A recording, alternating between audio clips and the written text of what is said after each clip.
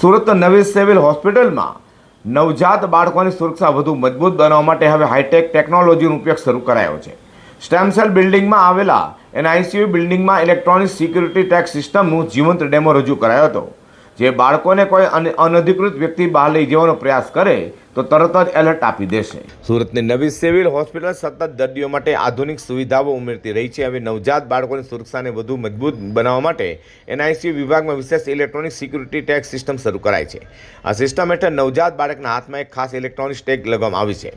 જો કોઈ અજાણ વ્યક્તિ બાળકને હોસ્પિટલની બહાર લઈ જવાનો પ્રયાસ કરે અને એક્ઝિટ પર લગાવવામાં આવેલા કે સેન્સર સુધી પહોંચે તો તરત જ સાયરન વાગી ઉઠે છે અને સમગ્ર સ્ટાફ એલર્ટ થઈ જાય છે, જેથી બાળકને સુરક્ષિત રાખી શકાય અને કોઈપણ નજીકની ઘટનાને સમયસર અટકાવી શકાય. આ નવી હાઈટેક વ્યવસ્થાનો આજે હોસ્પિટલમાં જીવન ડેમો પણ રજૂ કરવામાં આવ્યો હતો. નમસ્કાર, હું ડૉક્ટર લક્ષ્મણ ટેલિયાણી.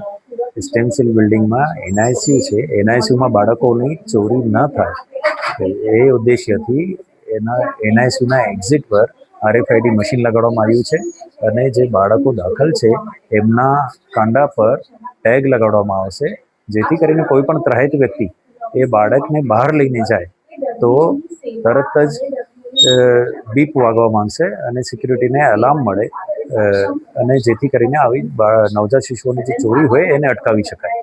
સુરત નવી સિવિલ હોસ્પિટલનું તંત્રનું માનવું છે કે આ સિસ્ટમથી નવજાત બાળકોની સુરક્ષામાં વધુ વિશ્વાસ અને મજબૂતી આવશે, તેમજ માતા પિતાને પણ વધારે સુરક્ષાનો અનુભવ થશે.